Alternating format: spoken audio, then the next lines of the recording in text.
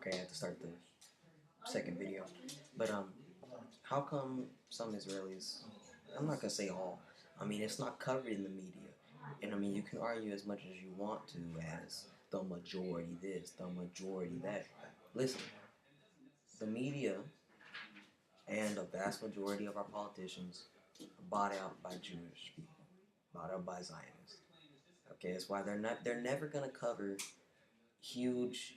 There's been huge rallies in support of the freedom of Gaza in Israel with rabbis and a bunch of Jewish people. It's not like it's people coming to from another country preaching this stuff. It's not like Iranians coming to Israel to preach their message. No, these are their own people who were born there, and they don't have any choice of where they were born. And so now they are disagreeing with their entire. Now, I mean, some people would say, well, if you're against it so much, why don't you move? No. The righteous thing to do is to stay there and actually try to get some stuff changed. If basically moving would be running away from your responsibility at this point. Calling yourself a Jew and then moving away and letting these fake Jews move in and do all this stuff would be pretty much, if I if I was a if I was in a religion, right, and someone who's claiming to be one of, claiming to be in my group goes and does dumb stuff, I'm going to go stop them. Not necessarily violently, but I'm going to go protest against them because I don't want them propagating the message that my group of people is bad, right? So why aren't Jewish people doing that more often? The question is, why do you believe that they're not doing that more often? They actually are. There's actually a lot of rallies and support for the freedom of Gaza and freedom of Palestine right now. It's actually when the state of Israel was first made, there's actually a lot of Jews who didn't even go there in the first place because they thought it was a nightmare, and some of them thought it's going to be ethnic hate from Muslim people, and some of them just thought it was wrong coming back to somewhere saying that you deserve the land because God said it, and those people don't even know what you're talking about because they haven't read your religious text. Like the fact that America's even, there's supposed to be a separation of church and state, right? So the fact that America is even backing Israel means that they support the claim that that Jewish people have a claim to Israel, which is based off of something religious, which means that it should have nothing to do with our government, but yet it does. If this was anybody else basing something off the Quran, talking about you took our land, we're about to invade Kuwait, or something like that, then we would just been blowing up about it. The UN probably would have been saying, we gotta stop this tyrannical, radical, radical religious leader. He's saying that he's gonna invade places because they used to own it. We gotta stop him. But instead, because it's Jewish people, and because Jewish people own the media, because Jewish people are in politics, and they're only about 2% of the United States population, that's what's hilarious. And about 1.5 of that percent of the Jewish people don't even agree with what they're doing. So you're dealing with like 0.5 of the American population. Maybe like, I'm gonna say maybe like what, 6%? Not even that, but maybe like 4.5% of Jewish people around the world may support that. And it's like it's really really amazing. I mean, how they just slander people like the Iranian president Ahmadinejad for being anti-Semitic. No, he's actually pretty smart. And then they tried to say that he doubts the Holocaust. He was actually being sarcastic. If you listen to these interviews, he was saying, "Where's the evidence of the Holocaust?" He wasn't asking where is the evidence of the Holocaust as if he does not believe it. He's asking where is the evidence of the Holocaust as in place and where. So this happened in Germany. So his question is, what does this have to do with the Palestinian people? That's all he was saying. He was saying he doesn't understand what this has to do with Palestinians.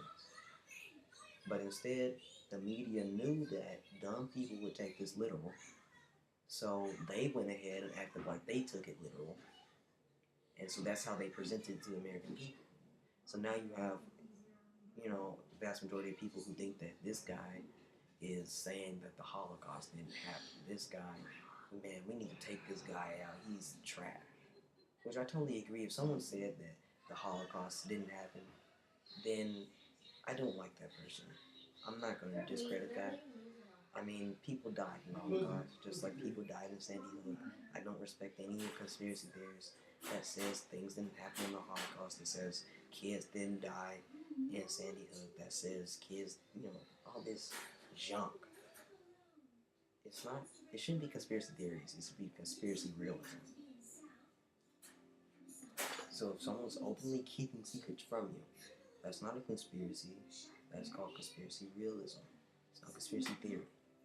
If someone's openly keeping a secret from you, that means that you openly know that they're keeping a secret from you.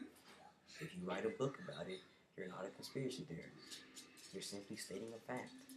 It's not difficult. If I wrote a book talking about classified information, then people would start calling me conspiracy theorist. No, it's fact.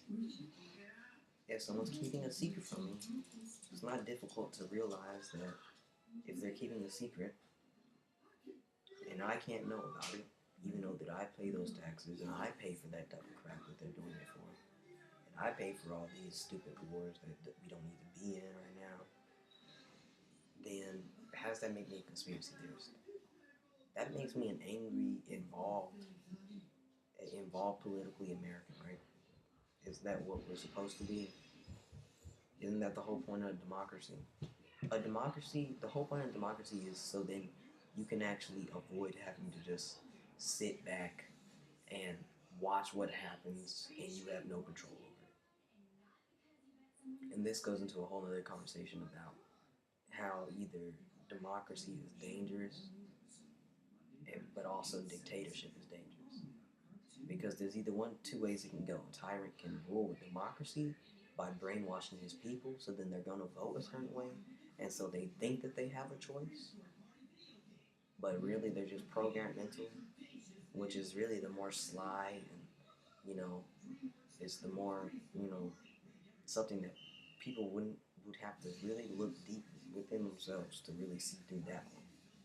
Or just straight up dictatorship, where someone just basically takes over and totally oversteps their bounds, but because of their connections and power, you can't get them out of office, and so you end up just, having someone like Hitler, who you fell for it. It's like he voted you in, and then he revealed that he was messed up, and then he just locked you up and put you in a concentration camp or something like that. It's either one, two ways. So, and I noticed that you said something about fascism on one of these emails.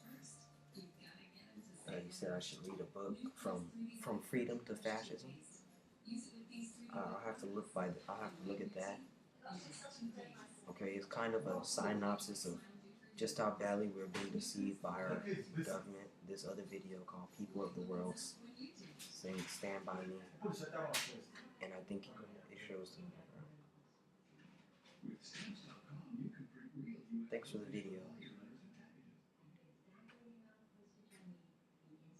But yeah, I just think that, and don't get me wrong. And then also I said some stuff about how my friends at school are not radical Muslims. I talked to some of them, and some of them have strict parents. I'm not gonna say that. I'm not gonna say that they don't have strict parents, but I'm gonna say that I extremely doubt that anybody at that school would bury their daughter or stone their daughter over talking to someone. And for you to say that that's the majority of Muslims, it does not mean that just because the majority of Muslims belong to that certain denomination of Islam does not mean that they would all make the constant decision to stone or bury their daughters alive. That does not mean that. You could say, okay, for instance, if I identified as Catholic, that doesn't mean that you could automatically expect me to be standing outside with a God hates facts sign. You see what I'm saying? It doesn't automatically equate to that. it doesn't automatically equal what you're saying. That logic is faulty. But I do understand what you're saying. You're saying that a majority go under those denominations, but it doesn't mean that all of them necessarily kill their daughter over something like that. But and let's not get twisted. They're not the only religion that has some serious problems. I'm sick of Catholics attacking other religions, and they have priests that are, just raping little kids, boys. It's disgusting. But yet you want to talk about other people. I'm sick of America marching into other countries, causing just death and despair. When we come into the country, and now if we pull out, now we're gonna leave the country in ruins. It's like now that we came in, it's like we're like in a deadlock, because there are some people arguing, let's leave, like Ron Paul, let's leave and never do this again. Other people are saying, yeah, never do this again, but we can't leave now, because now, if we leave now, we're going to leave it without structure, in a vacuum of power, and then terrorist organizations will take over, like Libya or something. What it is, I'm getting sick of America, basically, and people are using the excuse of people being mistreated to justify more mistreating of people. How is that?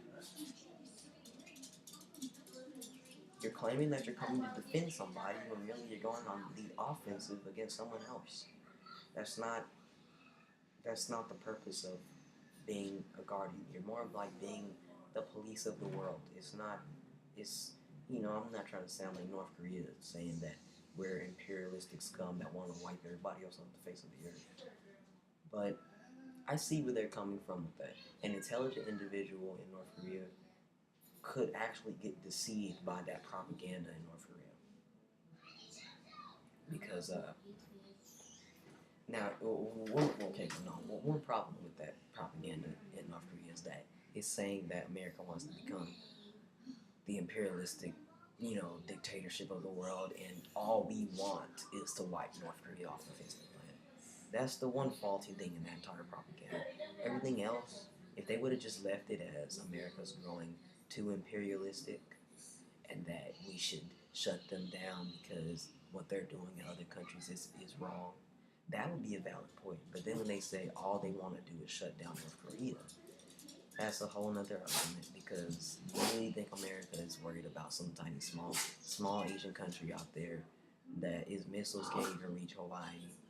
The only thing they can reach out there is, Guam, or maybe American Samoa out there, Japan, Philippines over there.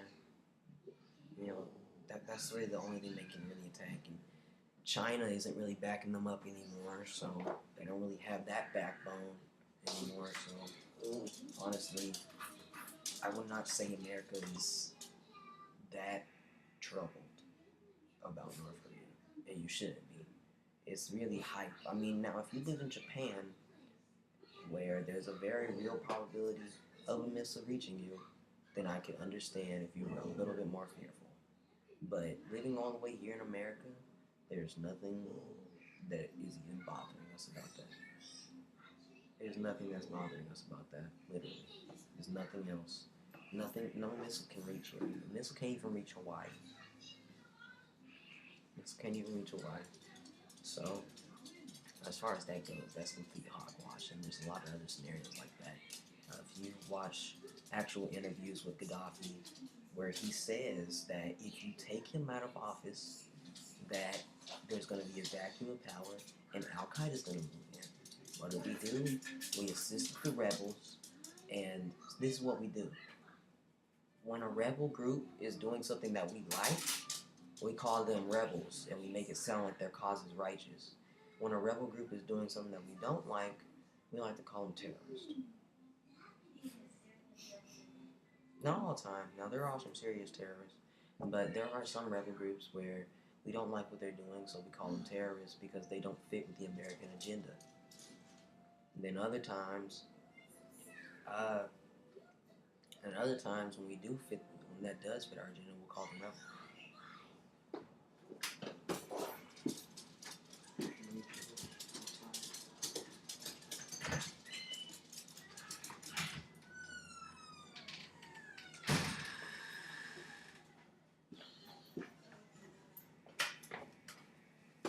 so basically, my point is that, and well, I haven't watched some of the videos that you sent me. I didn't watch that second one, but I will look at that.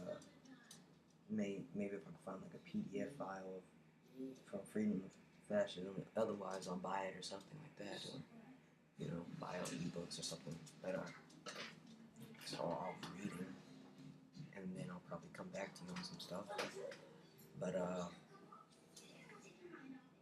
But yeah, if we're on the same page, then I'm starting to agree with you more.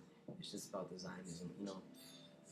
I mean, my stepdad is Jewish. I don't have a problem with Jewish people. I have a problem with Zionist people who are just as bad as white supremacists, Nazis, anybody else who thinks that they're better, Black Panthers, anybody else who thinks that they're better than everybody else based on their ethnicity or that they have some type of divinity within them that makes them better than everybody else. I've never understood that.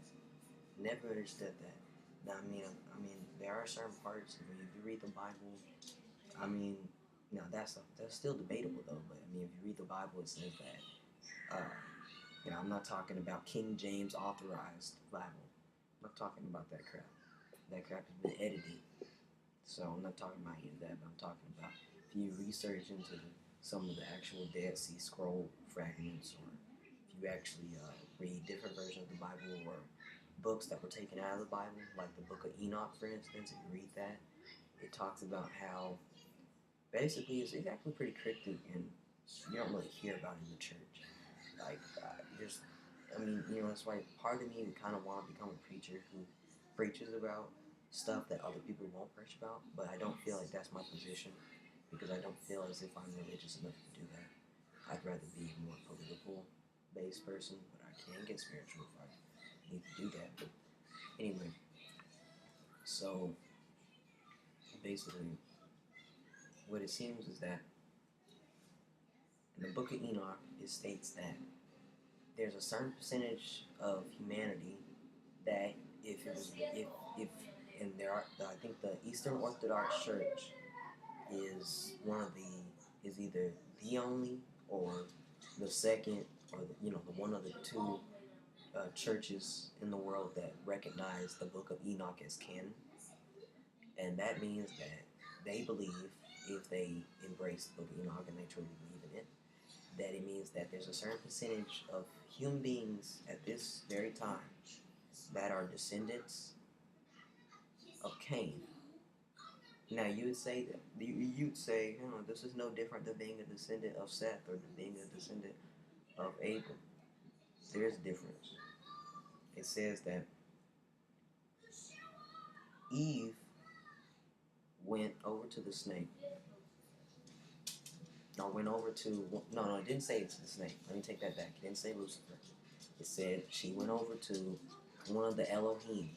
Elohim meaning, I believe, the sons of God or something like that. So, an angel, a fallen angel possibly. But if he wasn't a fallen angel already, then by the time that he got done with Eve, he was a fallen angel.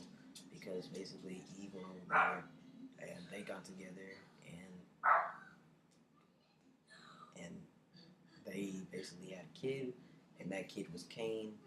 And so Cain has a different father than what Abel had. So if you're a descendant of Abel, then your DNA should be different than a descendant of Cain, because Cain is half God, or half angel, or half demon, or whatever you want to associate it with. And this is why groups like Freemasons, some of the founding groups, thought that they were better than everybody else, because they think that they were descendants of Cain.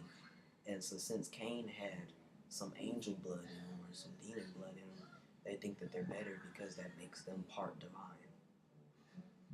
And so anyway, that Elohim got sent to hell after God sent that sanction out that basically condemned all those who defiled themselves with women, right? So that made Eve a widow from Cain. And that's why there's an old Freemason saying, I believe, or no, you talked about it in Mormonism. You said a widow's son. It goes back to that. They think that they're some type of descendant from Cain.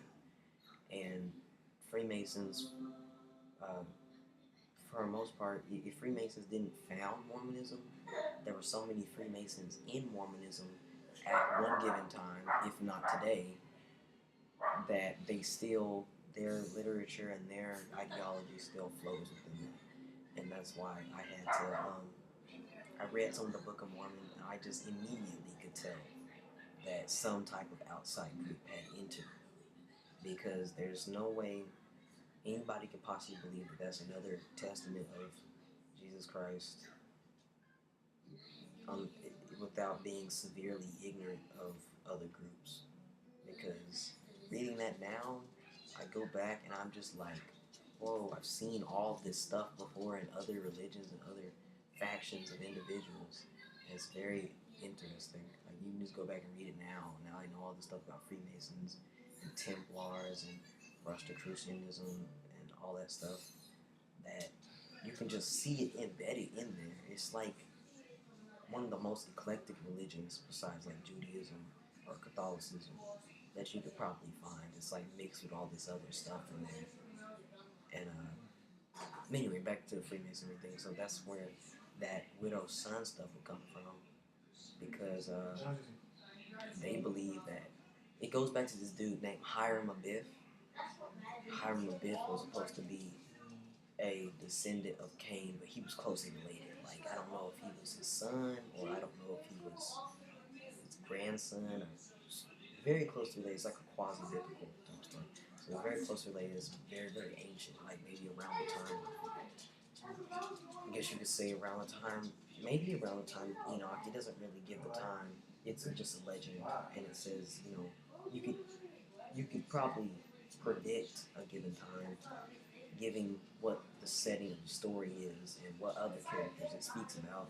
It speaks about Methuselah, and it spoke about Enoch, and it spoke about people before Enoch whose names were in some type of other language.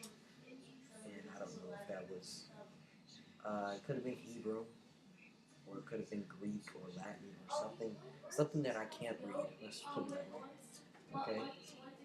So their names sounded really, really cryptic. I could have went to see if I could find some type of online translator, or somebody had already tried to translate it. I couldn't find anything. All I kept finding were bogus links to the actual book itself of Hiram Abiff and all that. So I decided I was gonna stop searching, and I was just gonna have to eventually, you know, do my own research by learning the language or something like that. And so it goes back to this dude named Hiram Abiff. He's supposed to be a descendant of Cain, and they believe that they're descendants of Hiram Abiff, therefore making them a son of Cain, and so on. So you get it. And so this type of stuff has infiltrated other religions. Now, things like Judaism, that's some of the most eclectic stuff I've seen. I mean, there's plenty of stuff suggesting that it's, in a way, it's paganism. It's paganism, okay? But, you know, I'm not going to criticize all Jewish people, because there are good Jewish people, just like there are good Mormon people, you know, just like there are good Catholic people, just like there are good Muslim people. There's good people and everything. I mean, I'm sure maybe you could even meet a witch or a saintess that, you know, is what you would say has done some good Samaritan work. But Satanism is a whole other thing. If you truly believe in what that's suggesting you to do, that means that you think that you may get some type of magical powers from sacrificing children. I'm not even getting all that about Aleister Crowley. And I mean, Aleister Crowley. The rumor is about Aleister Crowley is that he had a psychological evaluation, and they said that he was that he should be diagnosed clinically insane, and that would explain his bisexuality. And okay, let me not put it like that. I don't have problems with people who are bisexual or gay. I don't have problems as long as they don't see themselves as better. That's one of the main things that bothers me, which hardly anyone will do. Is it's hard. Many of their self esteem is low as it is, because people probably mess with them in high school, or whatever else happens. Yeah, and even if they're not, it's a low percentage of people who think they're actually better because of their homosexuality. Okay, let's just face that. I'm not saying that's a bad thing. I'm just gonna leave it at this, and probably be. If there's anything else you want to address, you just keep inbox chatting or whatever. But thanks for this conversation. I actually don't have anything else to do. I had to go to the dentist today, and my teeth are hurting, and so I didn't have anything else to do really. Got out of school early, so I appreciate that, and I'll get back to you. Peace.